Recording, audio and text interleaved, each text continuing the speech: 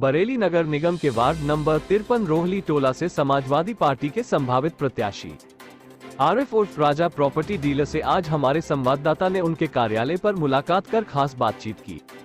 बातचीत के दौरान सपा के संभावित प्रत्याशी आरिफ उर्फ राजा ने बताया कि चुनाव में आने से पहले हमने क्षेत्र की समस्याओं का गहन अध्ययन करने के बाद जो योजनाएं तैयार की है, उसमें वार्ड नंबर 53 रोहली टोला का चौमुखी विकास, जिसमें पूरे वार्ड में नालियों एवं सड़कों का निर्माण, पेयजल व्यवस्था, स्ट्रीट लाइट व्यवस्था एवं सफाई व्यवस्था के साथ ही क्षेत्रीय जनता की सुरक्षा हमारी प्राथमिकता में शामिल है। इसके साथ ही क्षेत्रीय जनता को केंद्र एवं राज्य सरकार की योजनाएं, जिसमें प्रधानमंत्री आवास योजना, उज्ज्वला गैस योजना, आयुष्मान कार्ड योजना, राशन कार्ड योजना, विधवा वृद्धावस्था विकलांग पेंशन योजना सहित सरकार की दर्जन भर योजनाओं का लाभ भ्रष्टाचार मुक्त एवं बिचौलियों के दखल को खत्म करके सीधा जनता तक पहुंचाना हमारी प्राथमिकता है। इसकी जानकारी देते हुए वार्ड नंबर 53 रोहली टोला से सपा के संभावित प्रत्याशी आरिफ उर्फ राजा ने बताया। मेरा नाम आरिफ है और मैं राजा के नाम से ज़्यादा मशहूर हूँ, राजा प्रॉपर्टी के नाम से। और मैं वार्ड 53 रोहली टोला से इस बार इलेक्शन का इरादा किया है मैंने, और समाजवादी पार्टी से मैं संभावित प्रत्याशी हूँ। समाजवादी पार्टी के संभावित प्रत्याशी हैं और वार्ड नंबर 53 रोहली टोला से आप चुनाव में जाना है जी। तो किन मुद्दों को लेकर जा रहे हैं? देखिए, दो मुद्दे हैं। एक तो है विकास का, क्योंकि हमारे वार्ड में जो विकास होना चाहिए था वो नहीं हुआ। और दूसरा ये है कि सरकारी जितनी भी योजनाएं होती हैं वो हमारे वार्ड में लोगों तक नहीं पहुंचती हैं। विकास का मॉडल क्या होगा? मॉडल ये होगा कि हमारे यहाँ जो नालियाँ हैं, जो सड़कें हैं, और जिस तरह से गंदा पानी हमारे यहाँ टंकियों में आता है लोगों के, तो हम ये चाहते हैं कि हमारी लाइनें बदली जाएं और लाइन बदल के सही तरीके से सीवर सही बने और उसके बाद उसकी सड़क पड़े। तो होता क्या है, पहले सड़कें पड़ जाती हैं, बाद में ये सारे काम होते हैं, फिर वो सड़कें उधड़ जाती हैं, वैसी पड़ी रहती हैं। तो हम चाहते हैं कि पहले ये सब काम हो, फिर सड़क बने, ताकि 5 साल तक लोग उसका लाभ उठा सकें। जनता से जानकारी मिली है कि पेयजल व्यवस्था बहुत खराब है। जगह जगह जो पानी की लाइनें हैं वो डैमेज हो गई हैं, पुरानी लाइनें पड़ी हुई हैं, घरों में गंदा पानी जाता है, संक्रामक रोग बढ़ते हैं, जगह जगह सीवर चौक हो गए। तो इस व्यवस्था को कैसे बेहतर करेंगे? देखिए, कोशिश अपनी यही रहेगी कि सारे लोगों को हम एक ऐसा पानी पिलवाएं जो हम खुद पी सके, क्योंकि इतना गंदा पानी आता है। बीच बीच में कहीं कहीं सीवर टंकी से मिल गया है उसकी लाइन से, तो इतना कीचड़ पानी आने लगता है वहाँ पे। अब मेरी कोशिश ये है कि मैं ये चाहता हूँ कि अगर मैं बना तो मैं सबसे पहले ये कोशिश करूँगा कि वार्ड के अंदर सीवर और पानी की लाइन को बिल्कुल साफ़ सुथरा करा जाए और बिल्कुल इस तरह से कर दिया जाए ताकि लोग साफ पानी पी सकें और किसी तरह की उन्हें कोई परेशानी ना हो। बाकी उसके बाद ये सड़कें पड़ें जो हमेशा कामयाब रहें। आपके क्षेत्र में देखा गया है और लोगों से जानकारी मिली है कि वहाँ पर स्ट्रीट लाइट की बड़ी समस्या है कि अधिकतर खंभों पर लाइटें नहीं है और जहाँ पर है वो खराब है। तो इस व्यवस्था को कैसे बेहतर करेंगे? देखिए, हमारे यहाँ तकरीबन एक मिसाल के तौर पे ले लीजिए कि 100 खंभे होंगे, 100 में से तकरीबन 40% लाइट लगी हुई है, बाकी खंभों पे सब पे अंधेरा ही है। मेरी कोशिश ये रहेगी, अगर मैं पार्षद बना तो सबसे पहले तो मैं उन खंभों को पूरा करूँगा। फिर जो जिन गलियों तक खंभे नहीं पहुँचते हैं, उन गलियों में चाहे वो मकानों पे लगा के एंगरों के हिसाब से उस गलियों को भी रोशन करा जाएगा वहाँ लाइट लगा के, क्योंकि माँ बहनें रात में निकलती हैं और परेशानी होती है उसमें। अब बुज़ुर्ग भी निकलते हैं, उन्हें भी दिक्कत आती है। तो रोशनी अगर वार्ड में पूरी होगी तो कोई भी आराम से जा सकता है। आपके वार्ड में घूमकर देखा है हमारी टीम ने और लोगों से भी जानकारी ये मिली है कि सफाई व्यवस्था बहुत ख़राब है, जगह जगह कूड़े के ढेर लगे हैं, नालियाँ चौक हैं, गलियों में पानी भरा हुआ है। इस व्यवस्था को कैसे बेहतर करेंगे? देखिए, सबसे पहले तो हमारे यहाँ वार्ड में कर्मचारी बहुत कम है, जितने होना चाहिए उतने नहीं हैं। अगर मैं पार्षद मुझे पब्लिक ने चुना और मैं बना, तो मैं सबसे पहले कर्मचारियों को मैं वहाँ जाके अपनी मांग रखूँगा कि मेरे कर्मचारी बढ़ाए जाए सफाई के लिए।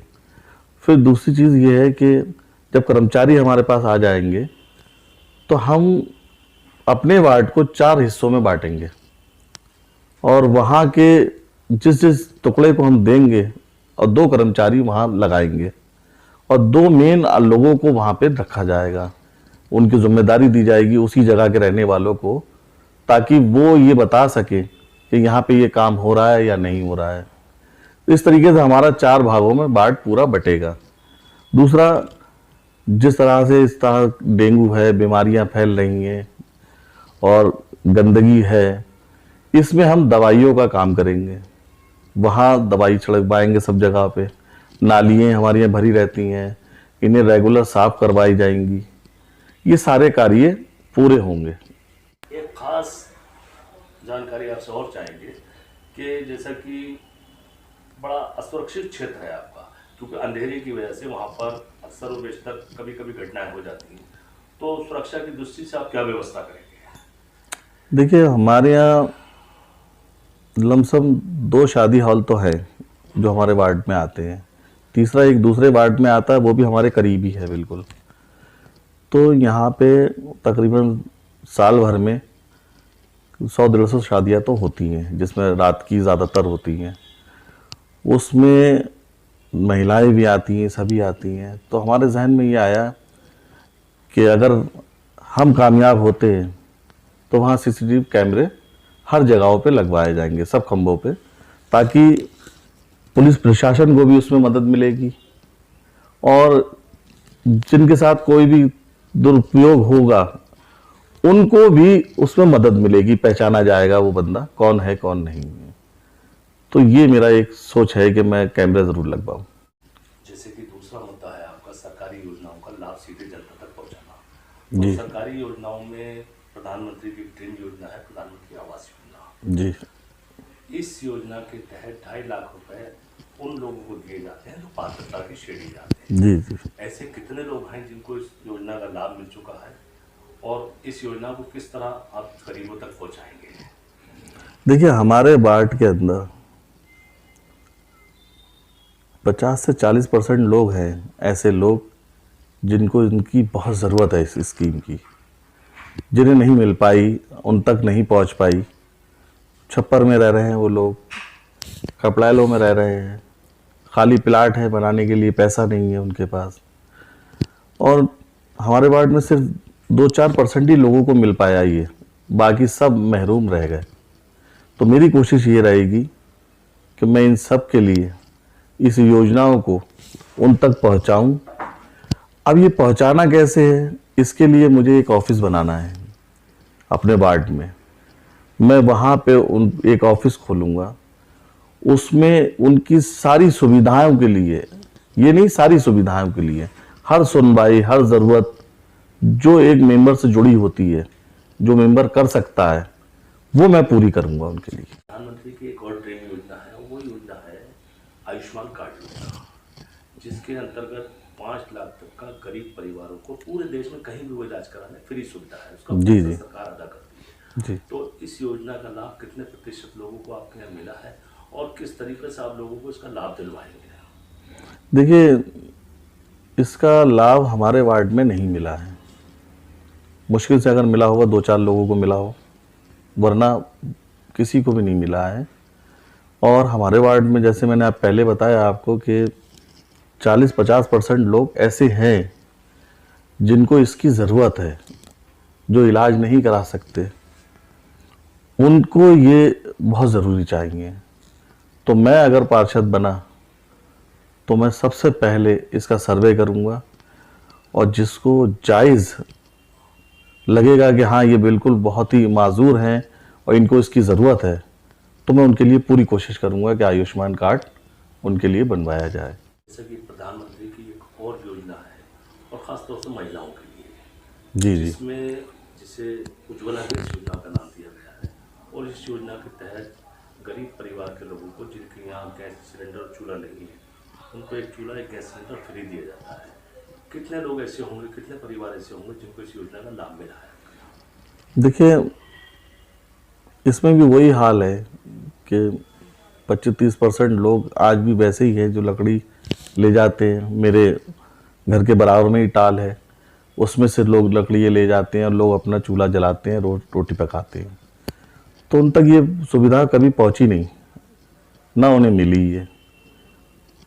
और ये सब मेंबर की जिम्मेदारी होती है कि अपने वार्ड में ये सब चीज़ें कराए और लोगों को इन चीज़ों का, पॉलिसियों का फ़ायदा अपने वार्ड में लोगों को दे। मैं अगर पार्षद बना तो मैं इसका भी सर्वे कराऊंगा और जिन जिन को नहीं मिले हैं मैं पूरी कोशिश करूंगा कि ये उन्हें मिलना चाहिए। जनता से जानकारी मिली है। बड़ी समस्या आपके क्षेत्र में ये है कि 20% लोग ऐसे हैं जिनके पास आज भी राशन कार्ड नहीं है और 10% लोग ऐसे हैं जिनके यूनिट कम थे पहले, आज उनके परिवार में यूनिट बढ़ गए हैं लेकिन राशन कार्ड नहीं बढ़े और सरकारी योजनाओं का, सरकारी राशन का उन्हें लाभ नहीं मिल पा रहा। तो इस व्यवस्था को कैसे बेहतर करें? ये बिल्कुल सही कहा आपने कि हमारे वार्ड में इसकी बहुत बड़ी कमी है और बहुत लोग परेशान होते हैं। मैं देखता हूँ जनसभा केंद्रों में वो लोग धक्के खाते हैं और जैसे कि आपने कहा कि इसको कैसे दूर करेंगे। अगर मैं पार्षद बना तो मैं अपने ही ऑफिस के अंदर सारा ऑनलाइन सिस्टम दूंगा और जिन जिन के कुछ लोग परिवार में बढ़ चुके हैं, किसी के 2 थे तो 4 हो गए, किसी के 4 थे तो 6 हो गए, तो वो भी मैं पूरा करवाऊंगा उनके। और कोशिश ये करूंगा जो सरकार की तरफ से राशन का जो लाभ मिलता है वो उन्हें पूरा मिले, ताकि जो आज भटक रहे हैं वो बहुत ही माजूर लोग हैं, यानी कि इसका लाभ उठाना चाहते हैं पर उनका कोई सहारा नहीं है, उन्हें बताने वाला नहीं है कोई। तो मैं अगर मेंबर बनूंगा, मैं अगर पार्षद बनना तो मैं ये सबसे पहले काम करूंगा। मैंने ऑफिस में जो प्लान किया है वो ये प्लान है कि मैं जितना भी कार्य उसमें कराऊंगा आवाम के लिए, मैं उनसे 1 रुपया नहीं लूँगा, निःशुल्क होगा वो, बिल्कुल कोई पैसा किसी चीज़ का ऑनलाइन का देना नहीं पड़ेगा उन्हें। और जैसे कि हमारे यहाँ पेंशन चलती है वो आज यानी कितनी औरतों के नहीं बनी हुई है, वो भी मैं कराऊंगा। कोशिश पूरी करूंगा कि किसी को मुझसे कोई शिकायत ना हो। अपने वार्ड नंबर 53 की जनता को क्या संदेश देना चाहेंगे?